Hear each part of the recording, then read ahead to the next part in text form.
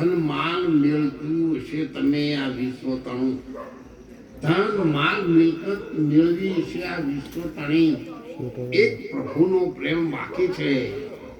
ગણી લેજે તારી જિંદગીના સરવાળા, ભગવાનના નામ સિવાય બધા બાદ બાકી.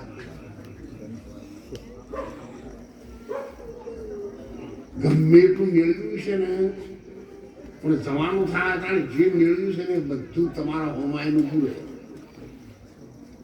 અને તમારા ઘરવાળા ક્યાંય કાઢો કાઢો પછી બીજો તો શું કેમ નાખીએ, ઘરવાળાને ઉતાવળે આવ્યું હોય ને. આ બધું આપણે સમજી શકીએ છીએ, આ બધો તમને અનુભવ છે. એટલે અમારે એમાં બહુ ઊંડા ઉતરવું નથી.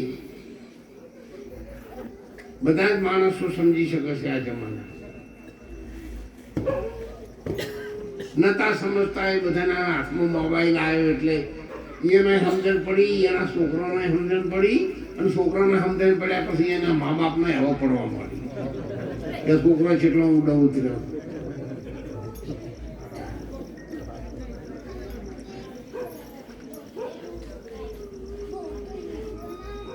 તમારાથી થાય એટલું આ હાથે પુણ્ય કરજો.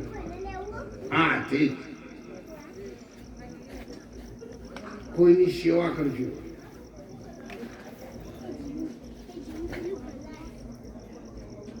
એ તમારી સાથે હશે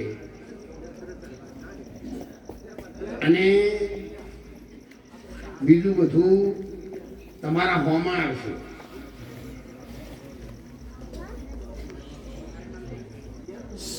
અમે ધોતિયું પહેર્યું છે એટલે તમે એવું ના માનો.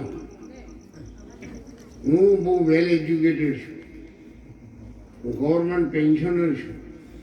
દુનિયાના કેટલાય દેશોએ મારું સન્માન કરેલું છે.